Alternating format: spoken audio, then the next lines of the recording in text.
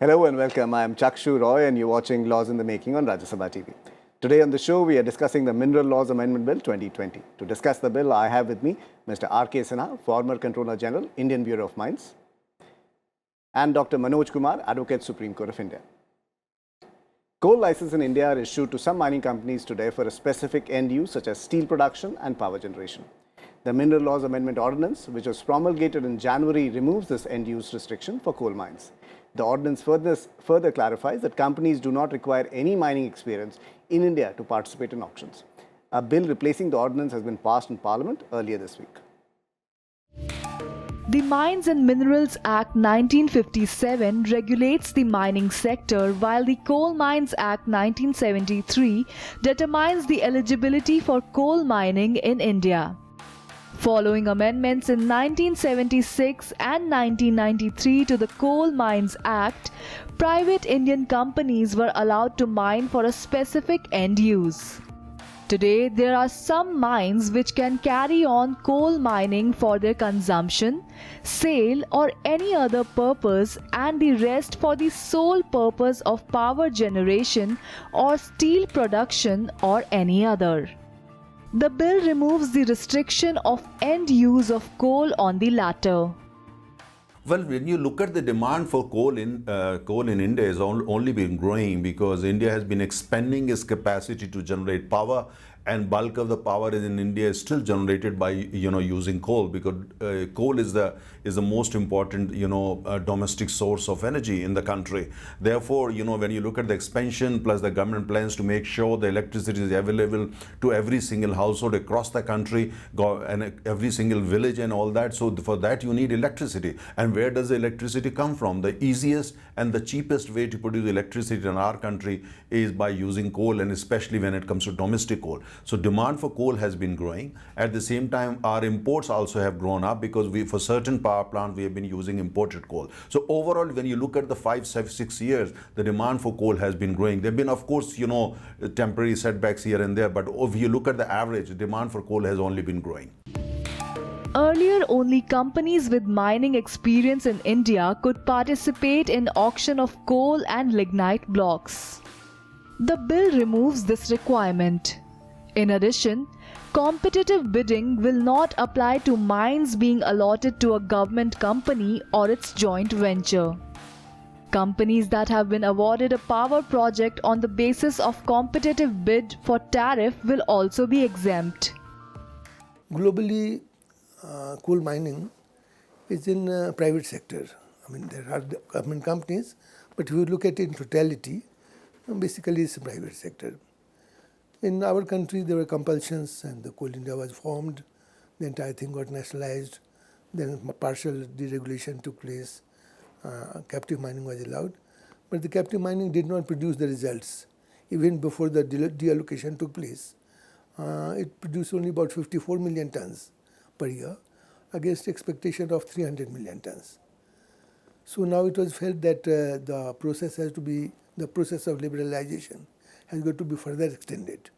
So now it has been decided, this amendment that has been approved by the Parliament, that irrespective of their personal use or not, everybody will be allowed to get into coal mining, and depending upon the auction route, they will get coal blocks. So this is going to be a major reform process, and if it succeeds, and in all likelihood it will succeed, it will change the coal scenario in the country. A composite license covering both prospecting and mining of coal has been introduced in the bill.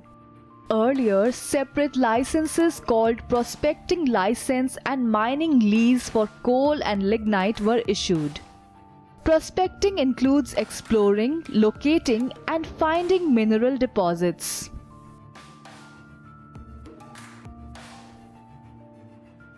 Mr. Sinha, you've been associated with the coal sector for quite some time, and I wanted to begin the program with you by asking you as to what is the regulation of licenses that currently exists when it comes to excavation of coals or other minerals?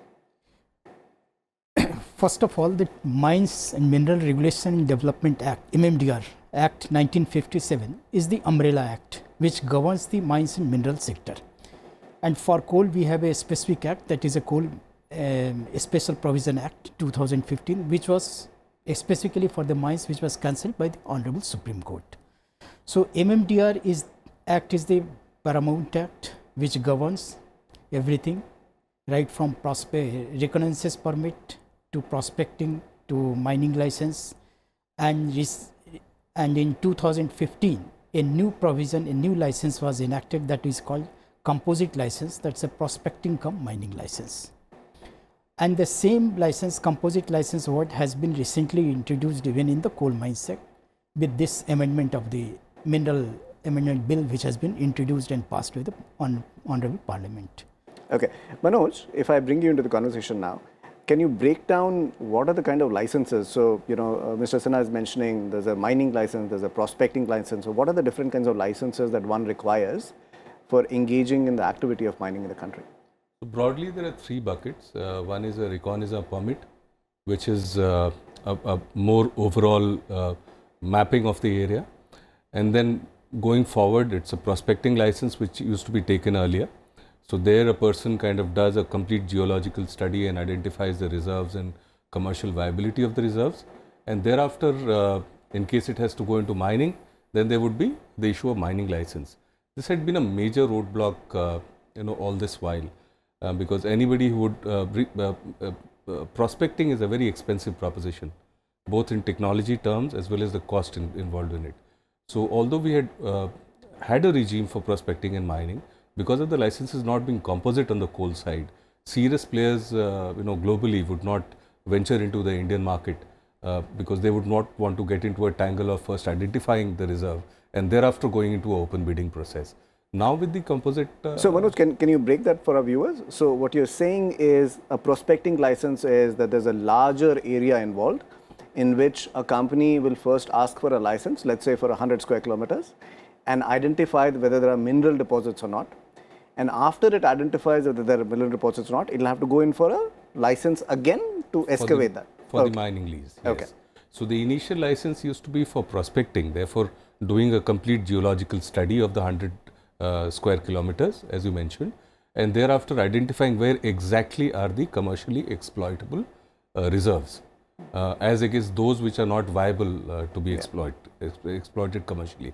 And thereafter, once those are identified, it would be put up for bidding all over again, which was not very conducive to the person who would come in to invest time, energy and technology to do prospecting, because after that the value propositions, which Mr. Sinha would also concur from the past experience, the premium value propositions in the auction tend to make it far more unviable.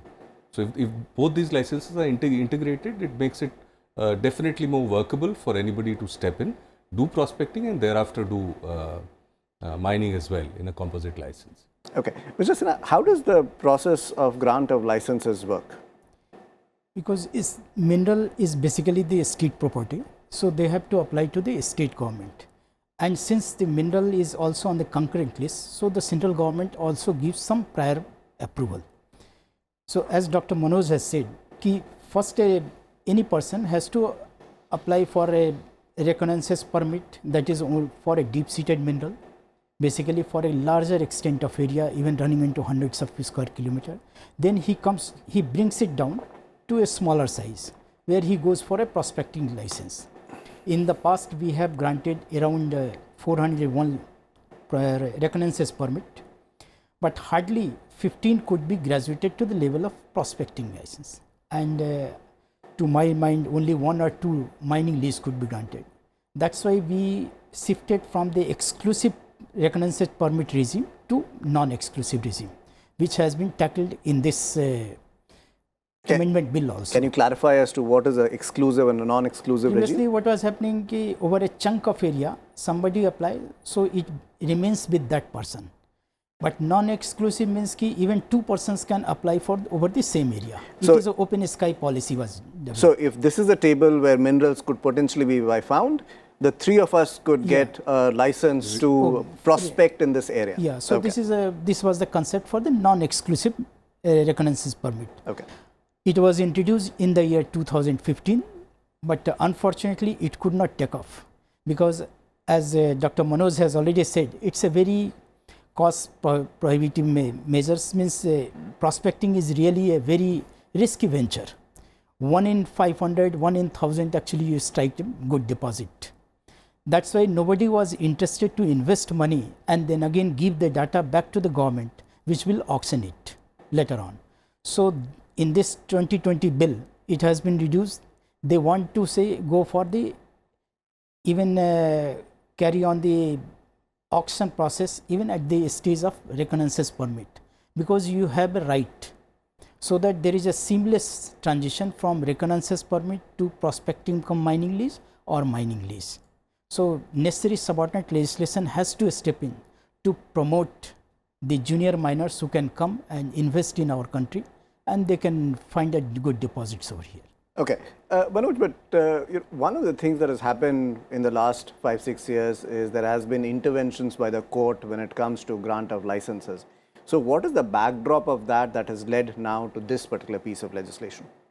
So particularly on the mining side, we had witnessed not only 6 years, almost about more than a decade, a lot of vacuums in the legal provisions and the policies, particularly between the split between the states and the center. Therefore, who makes laws on what subject matters? Supreme Court had been intervening quite frequently, and in fact, a lot of steps were taken. Committees were made, and they would decide quantum of productions. They would decide pricing. They would decide market access to players. These issues are probably trying to be rectified here, where the law becomes far more clear. And private players get a better room play, level playing field to compete and do viable mining business on the coal side. Okay. Mr. Sinha, one of the things that the bill is doing is it is removing the restrictions on end use. So what is that all about? End use, basically it was there for the coal mines. Whenever a lease is allocated for a particular purpose, it was a steel and iron and steel sector, then power sector, even for coal beneficiation sector also. But now they have removed it so that we can bring more and more players over here, and they have a free economy, free market is there. They can sell the coal in the open market, or they can sell to the other industries also, whatever is required for own consumption as well as in the market. So that we can jack up the production, because we are importing more than 100 millions of non-coking coal. Coking coal already we are deficient, we are importing.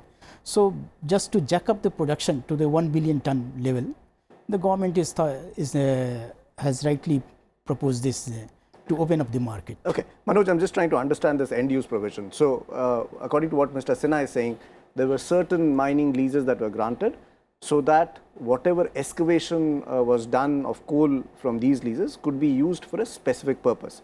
It could be, let's say, production of steel. So with the removal of this particular thing, what does the regime look like now? Can I as an individual who got a end use license to excavate coal for my steel plant, can I now sell that coal outside also? Surely. In fact, there are two ends of the spectrum. We start from a monopoly situation where the sector is reserved for the government and the government subsidiaries, Coal India being the flagship. And from there, over the years, we have carved out very limited exceptions where high volume coal consumption sectors, which are steel and power, they were identified to be allowed to have captive mines. So this is a major policy shift, that end use is being removed, and therefore in a way the monopoly of Coal India is being removed. So significantly it opens up the entire coal market to a market driven pricing, which is what it will have to emerge into, and making the mining sector far more competitive. And this is all resulting in by removal of the end use restrictions in the new law. Okay. It's time for us to head into a break. When we come back, we will discuss the provisions of advance action by states.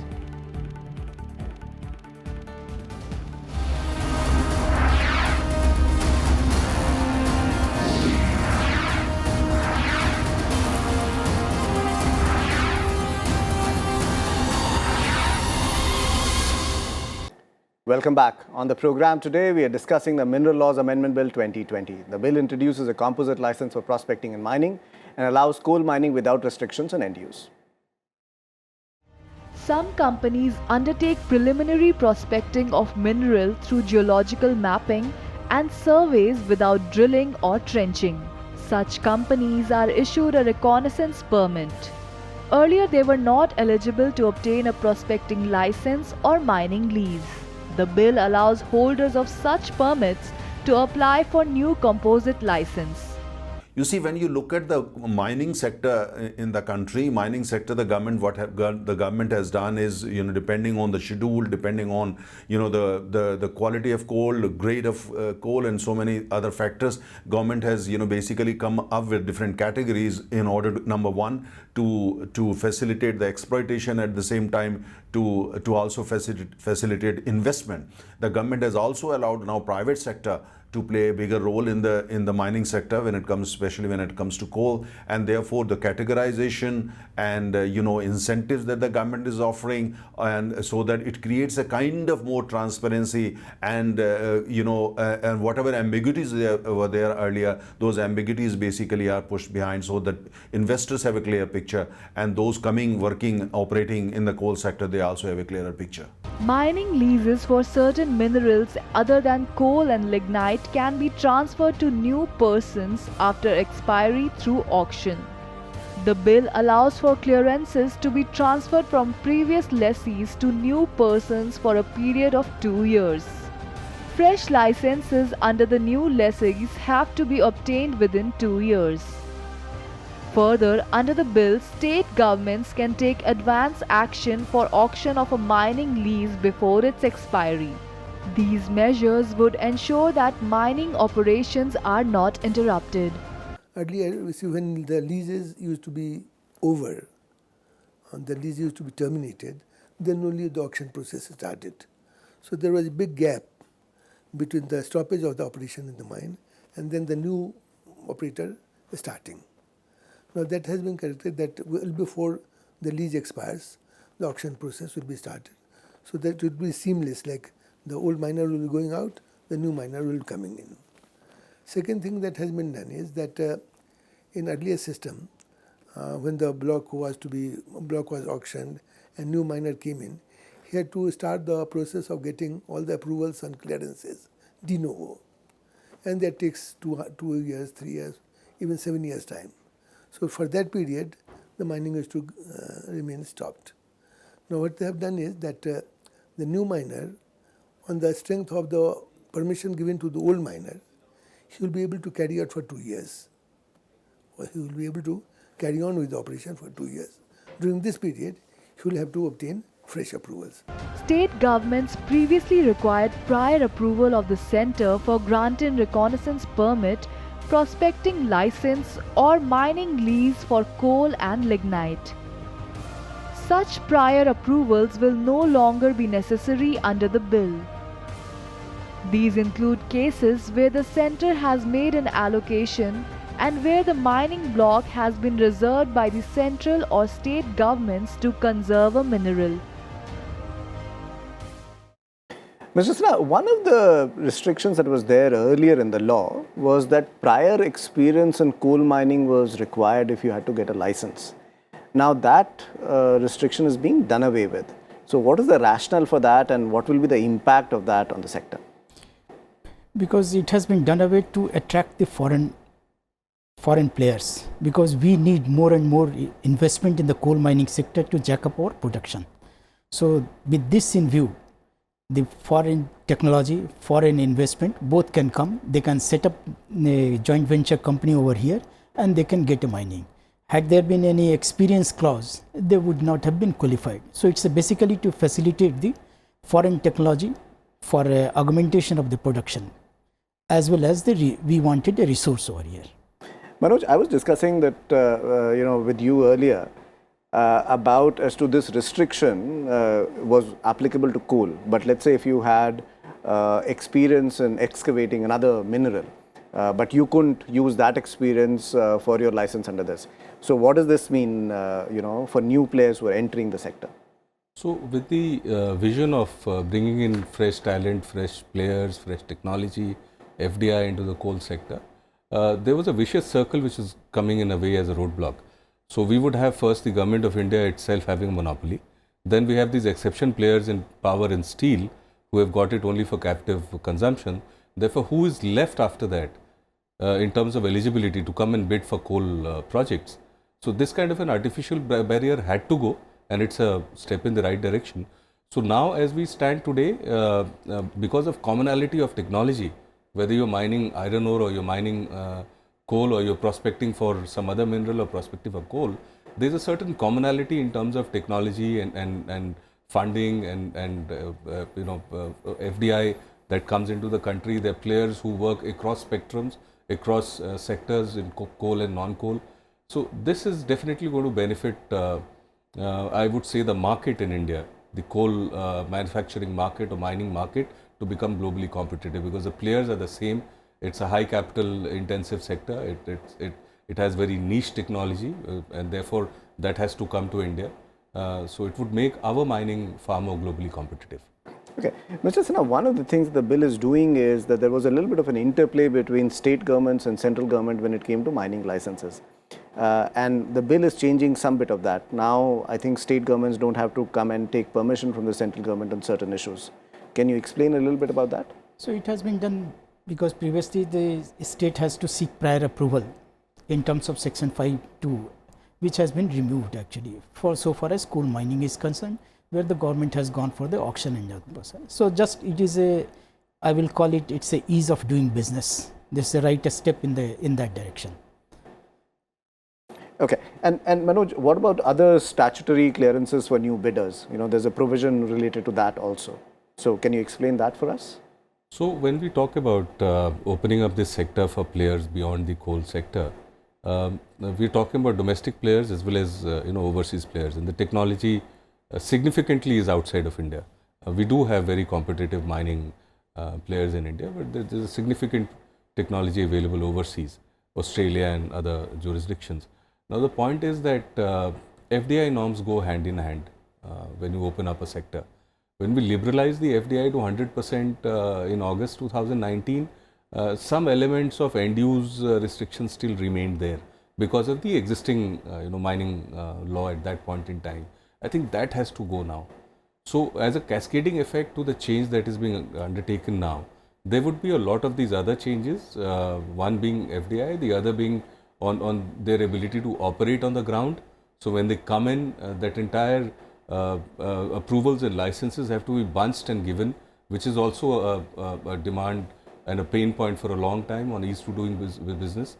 Instead of making the mining players run to 100 windows, to club it and have a nodal body to give all the approvals in one go, so that they can be off the ground on actual work rather than running between departments and center and the state. Okay, Mr. Sinha, when you look at mineral laws and you look at this particular piece of legislation, what are some other issues that we need to think about when we are looking at this legislation? Because just I would like to give a background, because 334 mines are going to expire in March 2020, 31st March, as per the MMDR Act, Section 8A. So out of this, around 50 odd mines are working mines, and they are contributing significantly to our production. So just for example, iron ore, I will tell you, around we have in production of around 220 million tons this year. We are going to touch around 220 million tons. And these mines expiring leases are contributing around 50%, around 50 million ton. So roughly 25% of the production will go away. And if we see the Odisha case, Odisha is producing around 50% of the total production. It's around 110 million ton, and 50 million ton will suddenly go off from the market. So the government, and from 31st March, these mines will close down. So it was intent of the government how to bring back these mines as fast as quickly in the production stream. That's why they have made a law. They have made the necessary changes in the law, that they have introduced Section 4B, then which says that any licenses or permissions or approvals granted or obtained by the previous levy will be transferred to the new bidders, new successful bidder, for a period of 2 years. So it is a moratorium for 2 years period. Within 2 years, the new licensee or new licensee has to seek all the necessary approvals. And the basic intent is that the production doesn't stop over here. So that the new bidder can step into the shoes of the old bidder, Yeah. and then he or she will have 2 years to get the necessary paperwork done. Yeah, necessary paper. This is very much required. Otherwise, if you see the national mineral policy, that also states the government has to step in to contain the disruption in supply which is likely to take place in March 2020. So this is the step which is taken. But now this subordinate legislation has to be accordingly amended so that it works on the ground. That is the major challenge before the government. How we implement the provisions or the intent of the act on the ground. Yeah, the details are as important as the statutory law itself. Yeah. And Manoj, coming to details, what will be the impact of this particular piece of legislation on the mining sector? This is a big ticket reform very clearly in terms of opening up the sector to players across the board, across other mining sectors. But the other piece that is very important for the serious players who would make a difference if they come into the coal mining space in India is transparency in the sector. So transparency in the operations or how the day-to-day functioning of the sector takes place. There have been a lot of dark spots in the room, and those dark spots in the room, it's not necessarily something has been going wrong, but perceptions have been created which has led to judicial interventions of the dark spots being the bad spots, so to say. The technology intervention is something that has been proposed numerous times, something like blockchain, compulsory use of blockchain technology to map the entire process of mining, right from production, day-to-day production, real-time availability of data, which makes it tamper-proof. I think some of these other issues to make the entire functioning of the mineral sector as transparent as any other sector you can pick up in terms of credibility, that would definitely come in now as a follow-on to the set of amendments. So we are looking at some really major changes, sweeping changes in the way mining is to be done in has been done in India. Okay, Mr. Sinha, so what will be the next steps now that the bill has been passed? It will go to the president, will get signed off from there. Where will the ministry step in? What will have the ministry to do to make sure that there is smooth transition from the law made by Parliament to onto the ground? Because necessary changes has to be made in the Mineral Concession Rule 2016 to incorporate the intents of this Act, how to make it operational. So, a lot of work is required to be done. Then, as Dr. Manoj is saying, it's a transparency. In the Mineral Conservation and Development Rule 2017, we had a provision, or it's a star rating of mines. We wanted to rate the mines based on their performance, the 5-star to 4-star. And there is a provision, if a mine doesn't come to the 4-star level, it has to be closed down. So these provisions are to be implemented on the ground, and all the data remains on the public website. How do you perform in respect to the statutory angle, in respect to the environmental angle, in respect to the social angle? What is your performance?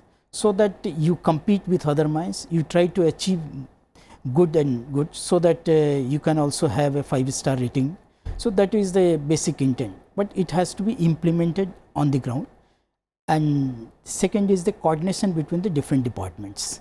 As you know, for clearances, even mines which have been auctioned in the year 2016, so far as Karnataka is there, hardly 4 mines could get the clearances, and they have come on the production stream.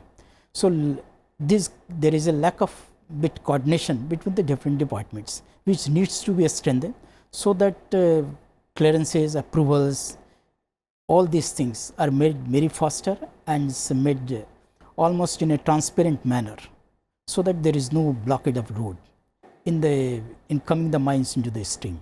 Okay. Thank you, Mr. Sinha. Thank you, Manoj, for joining us on the discussion. It is time now for us to end the show. You can watch our shows on the RSTV page of YouTube. We will be back with a new issue and a new episode. Keep watching Rajya Sabha TV.